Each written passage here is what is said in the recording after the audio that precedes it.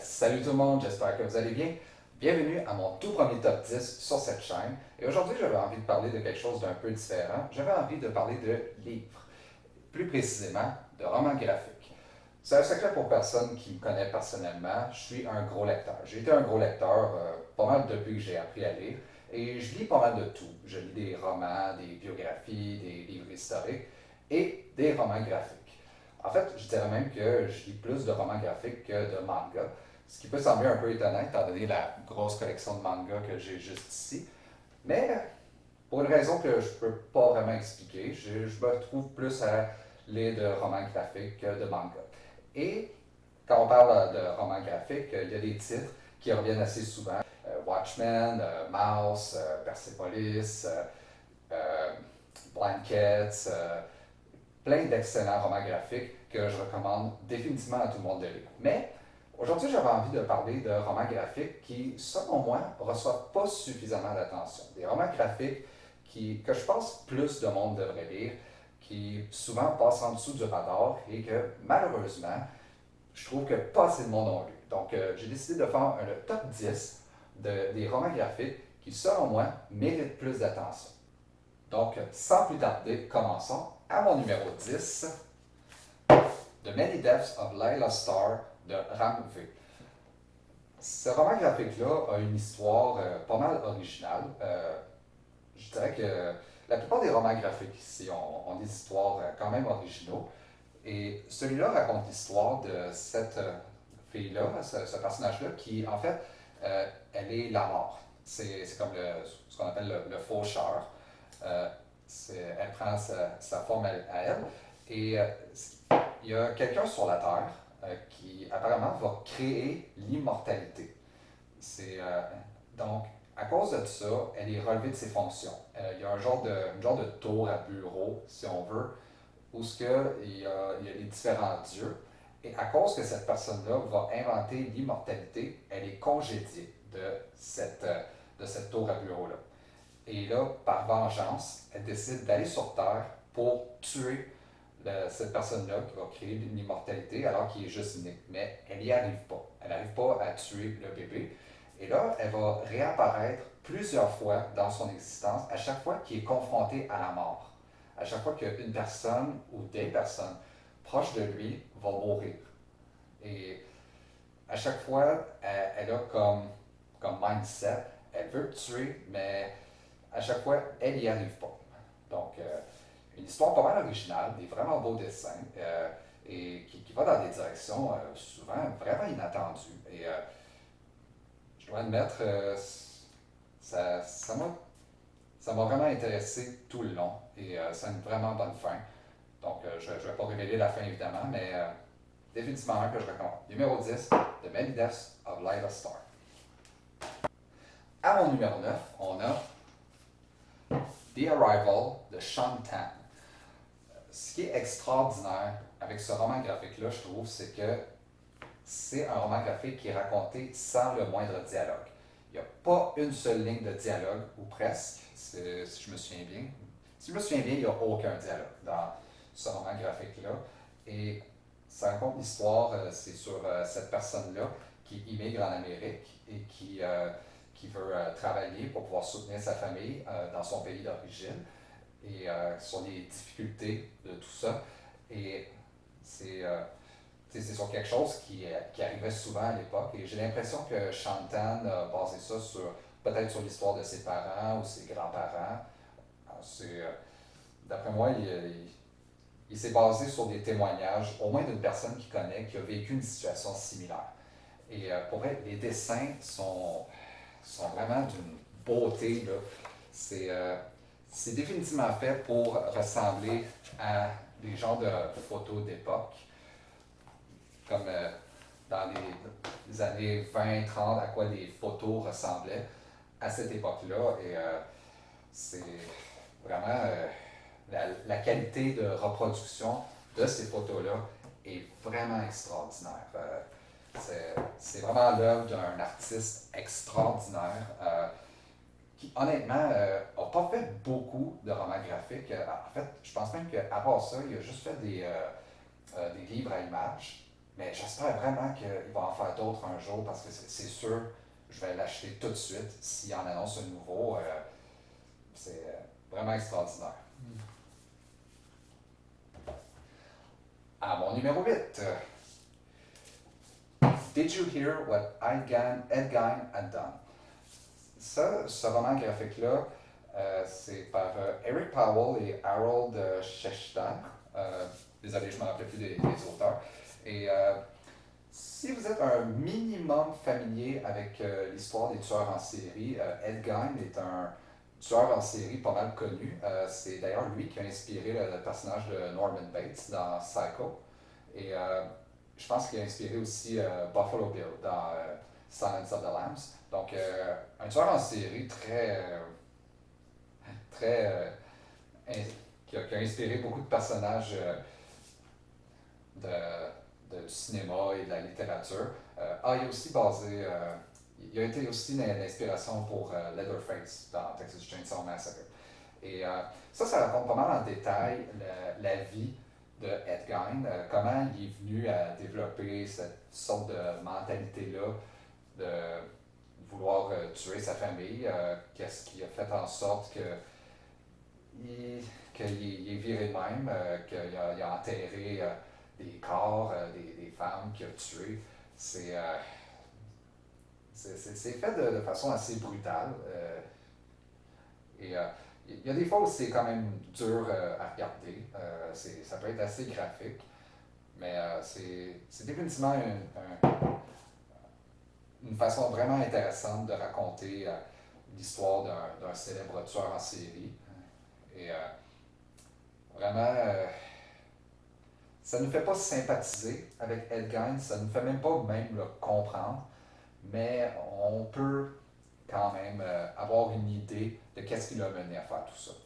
Même si c'est jamais, il n'y a rien qui pardonne un meurtre, mais ça nous fait comprendre qu'est-ce qui a fait en sorte qu'il est viré de même.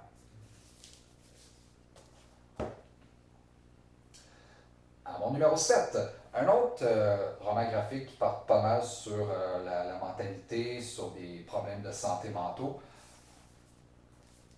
The Third Person de Emma Grove. Oui, c'est un assez gros, mais laissez-vous pas intimider par le fait que c'est vraiment long comme roman graphique, 900 pages quand même.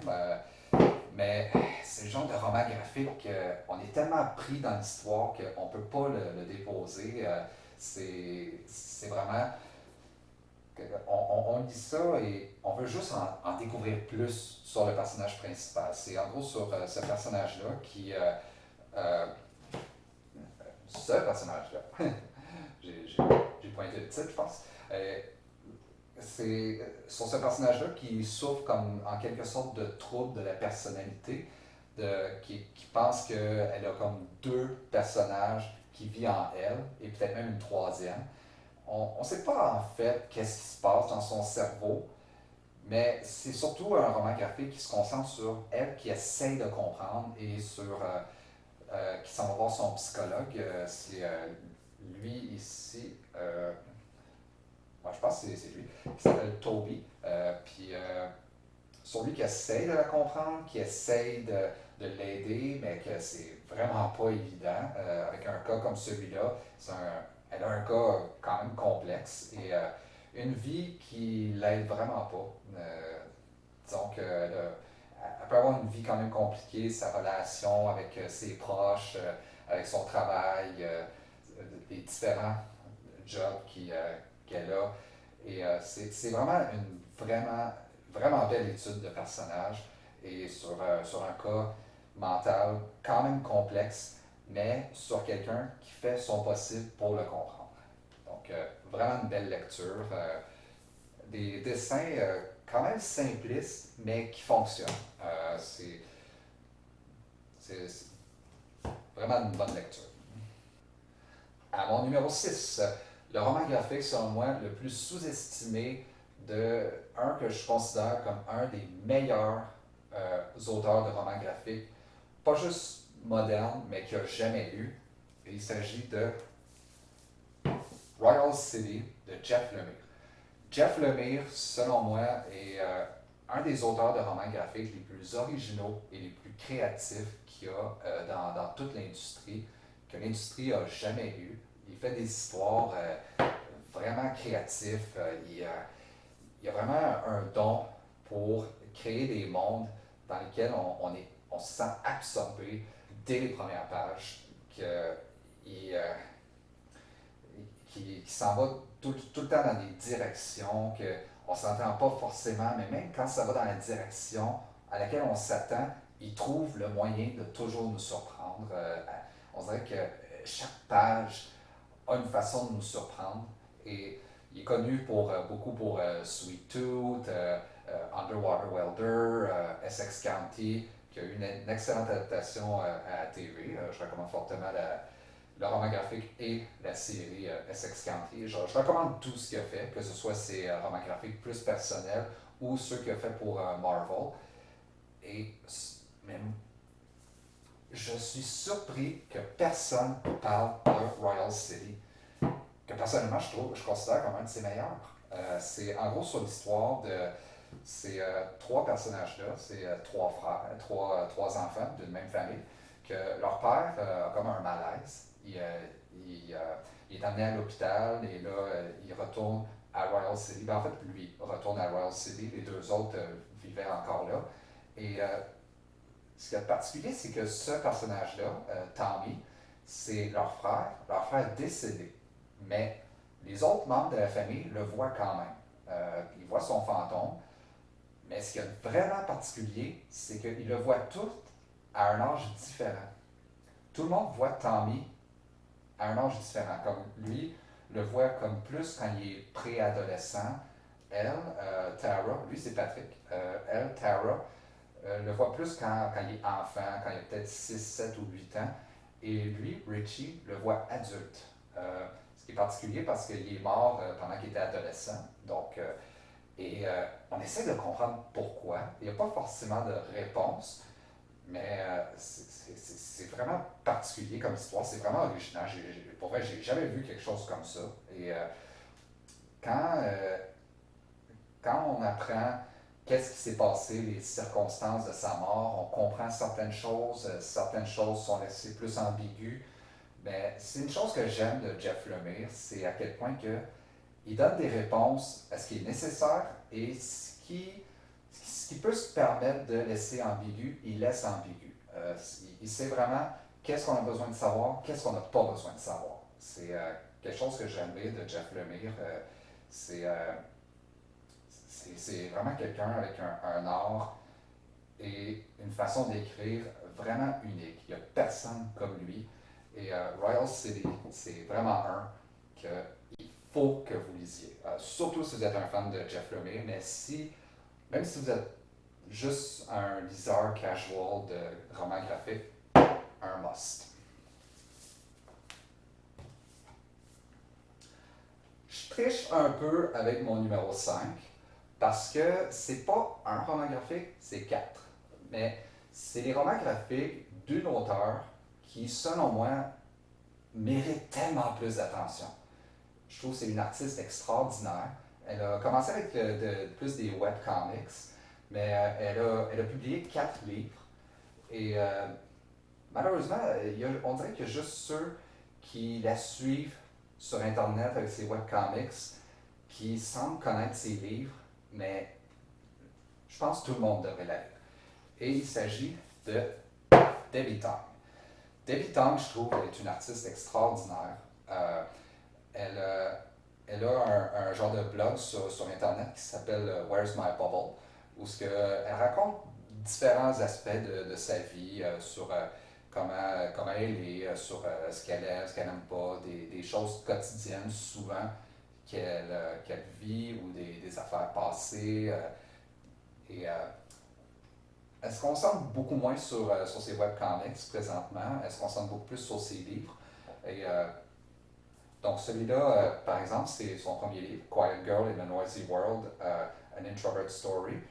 Ce roman graphique-là, c'est pas mal sur elle qui, toute sa vie, elle pensait que quelque chose n'allait pas avec elle. Parce que elle avait une personnalité différente de tout le monde autour d'elle.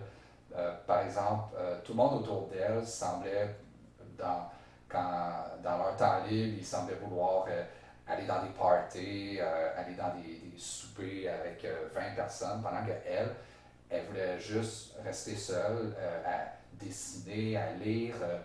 Et à cause de ça, elle pensait qu'il y a quelque chose qui n'allait pas avec elle. Jusqu'à ce que plus tard dans sa vie, elle découvre qu'il n'y a absolument rien qui n'allait pas avec elle.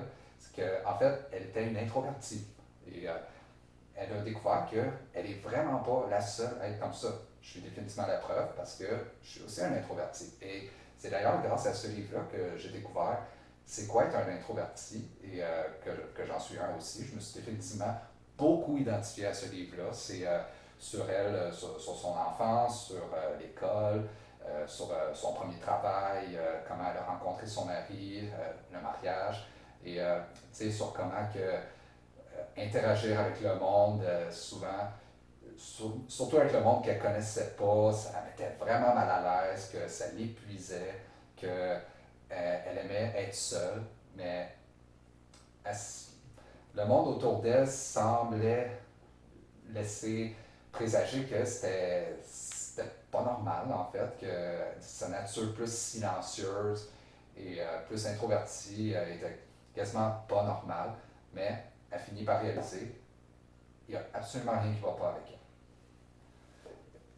elle. Ça, c'est son premier livre. Son deuxième livre se nomme Book Love, qui, comme le titre l'indique, c'est sur son amour pour les livres. C'est définitivement pas dans le même format. Ça, c'est Quiet Girl est plus une histoire qui se suit tout le long du livre. Ça, c'est plus une série d'événements, comme des situations que ben des lecteurs vivent. Définitivement un que j'ai adoré parce que, comme j'ai dit au début de la vidéo, je suis aussi un gros lecteur. Et il y a même des situations là-dedans que je me disais, waouh, je pensais que j'étais le seul à être comme ça.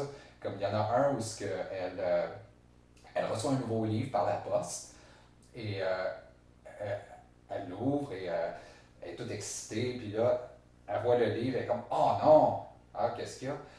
Ils m'ont envoyé l'édition avec le poster du film comme couverture. Je pensais que j'étais le seul que ça dérangeait, mais finalement, elle m'a fait comprendre. Oh non, il y en a d'autres comme ça. Donc, c'était définitivement une lecture que j'ai vraiment aimée. Son troisième livre se nomme Happily Ever After and Everything in Between. Ça, c'est probablement celui auquel je me suis le moins identifié parce que c'est sur sa vie avec son mari. C'est dans le même format que Book Love. C'est une série de situations comiques sur elle et son mari. Et je me suis moins identifié à ça parce que je suis forever alone.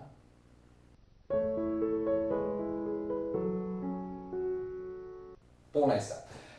Mais ça a quand même été une vraiment belle lecture. Et son dernier livre se nomme Everything is Okay. C'est, selon moi, son meilleur. C'est une histoire beaucoup plus personnelle. Son premier livre était assez personnel aussi, mais je dirais que celui-là, je pense qu'elle a attendu le bon moment avant de pouvoir faire celui-là, qu'elle a attendu d'être prête à le faire.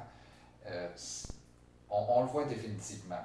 C'est une histoire vraiment personnelle c'est clair qu'elle a fait pour tenter de venir en aide à certaines personnes parce que c'est sur son expérience personnelle avec l'anxiété et la dépression. L'anxiété dont elle a pas mal souffert toute sa vie et sur une situation difficile qu'elle vit qui l'a menée à la dépression. C'est en gros sur elle qui essaye de faire carrière comme illustratrice à son compte, mais pendant qu'elle fait vraiment de son mieux pour percer là-dedans, elle est obligée de travailler à temps plein pour une job régulière pour pouvoir arriver financièrement.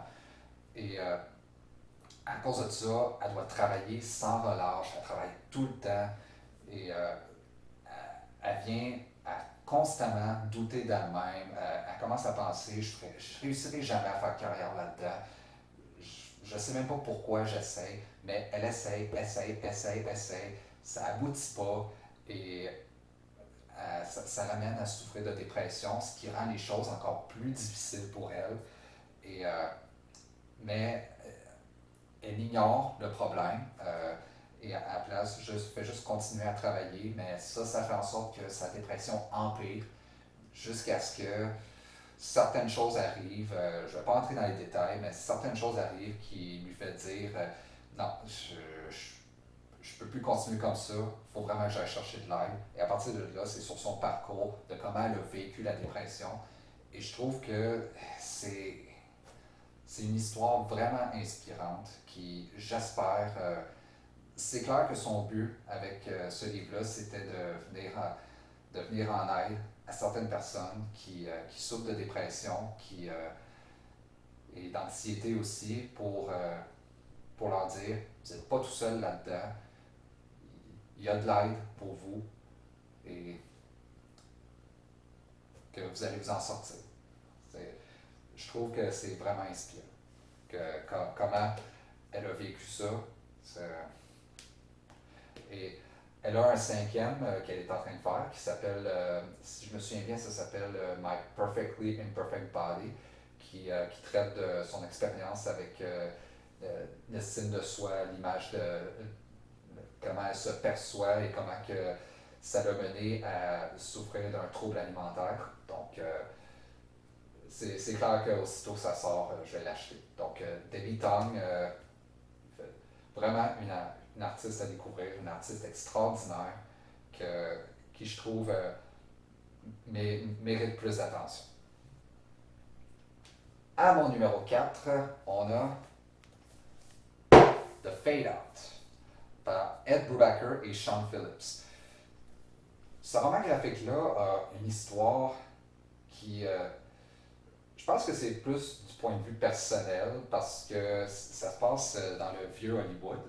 Et je suis assez fan de films de cette époque-là, les films noirs, années 30, 40, les films avec Humphrey Bogart et tout ça. Je suis assez fan de ces films-là. Et ce, ce roman graphique-là reflète vraiment le genre film noir, mais aussi l'époque hollywoodienne, souvent les différents scandales sur les stars d'Hollywood, comme comment il y avait souvent des histoires de corruption, de meurtres arrangés,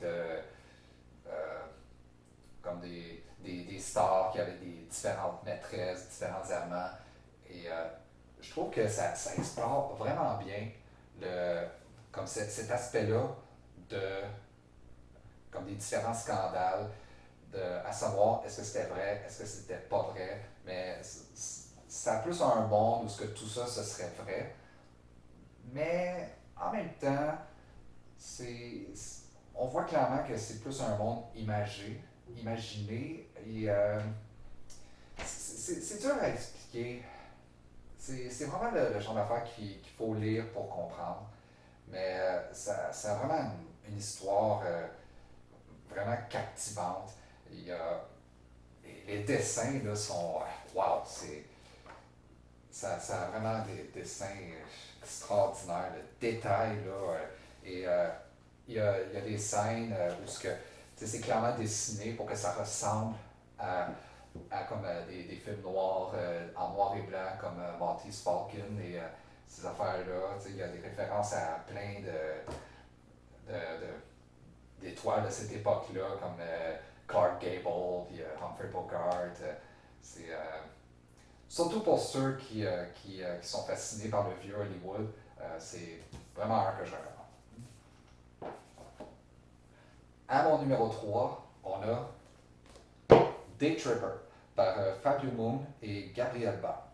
Est-ce que j'ai bien prononcé ça? Oui. Donc, ce roman graphique-là a une histoire tellement originale. Euh, L'histoire, en quelque sorte, me fait un peu penser à celle de Many Deaths of Lila Starr, dont j'ai parlé précédemment. En gros, c'est sur un gars, on suit un gars à différentes époques de sa vie, sur sa vie personnelle, sa vie professionnelle, et ça montre différentes époques de sa vie, mais à chaque époque de sa vie, il meurt. Comme il y a une histoire qui se passerait, mettons, à 20 ans, mais à la fin, il meurt. Mais là, on saute à lui à 40 ans, il meurt à la fin. Il est encore vivant au début, c'est comme s'il n'était pas mort à l'histoire d'avant, parce qu'il y a 20 ans, mais là, on le voit à 40 ans, puis il meurt. À chaque fois, il meurt, mais à chaque fois, on saute à une époque imaginée où toutes les autres histoires qui se sont passées précédemment, c'est comme si c'était jamais arrivé. C'est vraiment un peu compliqué comme timeline. C'est un peu comme des films comme Blind Chance, un film de Christophe Kieslowski où ça imagine la vie d'une personne selon un événement et selon qu'est-ce qui s'est passé dans cet événement-là et comment ça alterne sa vie. C'est un peu le même concept. Et les dessins sont vraiment extraordinaires, vraiment le détail. Là, je dis souvent ça, mais c'est vrai ici, là, le détail, ça a beaucoup d'imagerie, comme un peu il y a un peu de symbolisme, il y a un peu de. Mais c'est vraiment une histoire là, on n'a aucune idée où est-ce que ça va. Et ça nous surprend constamment. Donc, Day Tripper, extraordinaire. Mon numéro 2, probablement une des histoires les plus originaux jamais mis sur un graphic novel. C'est en fait une série de romans graphiques. J'ai juste le premier ici. J'ai la collection complète, mais je vais juste montrer le premier. The Unwritten, c'est qui l'auteur déjà?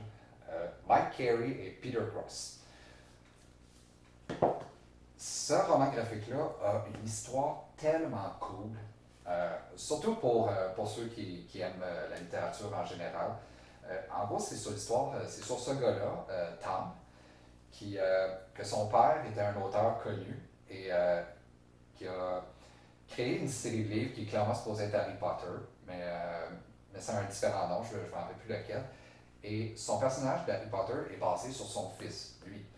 Et à cause de ça, le fils est comme devenu vraiment connu, mais il a eu ça, être connu pour cette raison-là. Il se fait constamment poser des questions sur son père, je me rappelle plus, son père, il est-tu mort ou il est disparu, je suis plus certain. Ça fait quand même un bon bout de temps que je l'ai lu, mais en ce cas, son père n'est pas présent. Là, il découvre certaines affaires sur lui, et il se fait aider par une fille, Leslie, si je me souviens bien, puis un autre gars.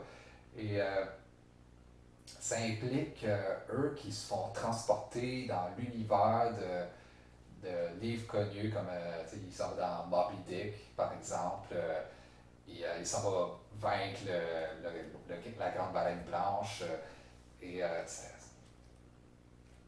pour vrai, c'est un concept tellement cool et ça va vraiment. C'est captivant tout le long. Je pense que c'est quelque chose comme 14 volumes. Et pour vrai, je pense que j'ai lu les 14 volumes en 4 jours, à peu près. C'est à quel point j'étais fasciné par ce roman graphique-là, cette série de romans graphiques-là.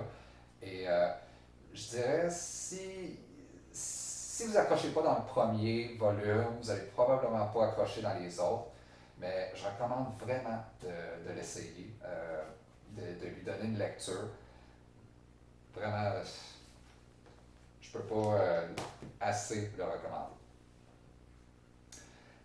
Et mon numéro un roman graphique que plus de monde devrait lire, qu'est-ce que c'est? C'est un roman graphique d'un auteur quand même connu, mais un auteur qui est connu pour pas mal juste un roman graphique. Même s'il en a fait plein. Le monde en général le connaît pour un. Mais celui-là, je ne sais pas pourquoi, il n'y a tellement pas assez de monde qui en parle. Il s'agit de David Boring par Daniel Close. Si je vous dis Daniel Close, quel roman graphique de lui vous pouvez me nommer? Ghost World? C'est tout, hein? Pour vrai, Daniel Close a fait tellement de bons romans graphiques. J'ai lu la plupart d'entre eux Et honnêtement, j'aurais pu en inclure plusieurs de lui. Mais j'ai décidé d'y aller avec juste un. Parce que, tu sais, j'aurais pu inclure Patience ou Like a Velvet Glove, Cast in Iron. Monica, son dernier, je pense, un excellent aussi. Wilson est très bon aussi. Il y en a un qui s'appelle Pussy, que j'ai jamais entendu personne même le mentionner.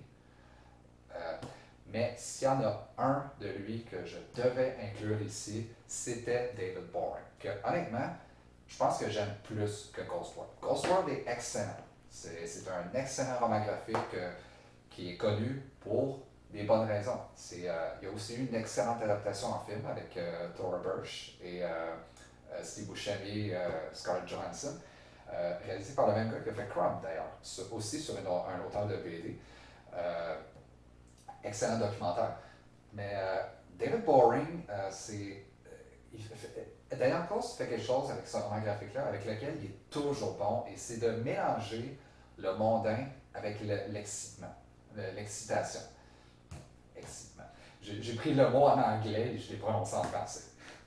Euh, il prend un concept vraiment mondain, parce que c'est sur ce personnage-là, David, qui vit une vie vraiment, on ne peut plus ordinaire. Il vit avec une coloc, travail, vie amoureuse. Et là, mais il trouve un moyen de rendre ça excitant. Je peux pas comme entrer dans les détails de l'histoire parce que c'est le genre de choses que je me dis, le moins que tu en sais dessus, le plus tu vas l'apprécier. Parce que il y a tellement de directions où ça va que t'as juste aucune idée où ce que ça va aller parce que ils semblent tout le temps vouloir garder le ton du mondain, mais là, il y a juste de l'excitation, il y a du symbolisme, je ne sais pas comment l'expliquer. C'est le genre d'affaires, il faut juste lire pour comprendre. Honnêtement, je le considère comme son meilleur livre. Je le pense honnêtement. Donc, David Boring, mon numéro un roman graphique qui mérite plus d'attention. J'espère que vous avez apprécié ma liste. Si vous avez lu ces romans graphiques-là, est-ce que vous êtes d'accord avec moi? Est-ce que vous êtes d'accord que plus de monde devrait les lire? Ou est-ce que vous n'êtes pas d'accord? Est-ce que vous les avez vraiment pas aimés et qu'ils n'ont pas vraiment d'attention pour une raison? Dites-moi dans les commentaires et je vous revois pour une prochaine vidéo. À la prochaine!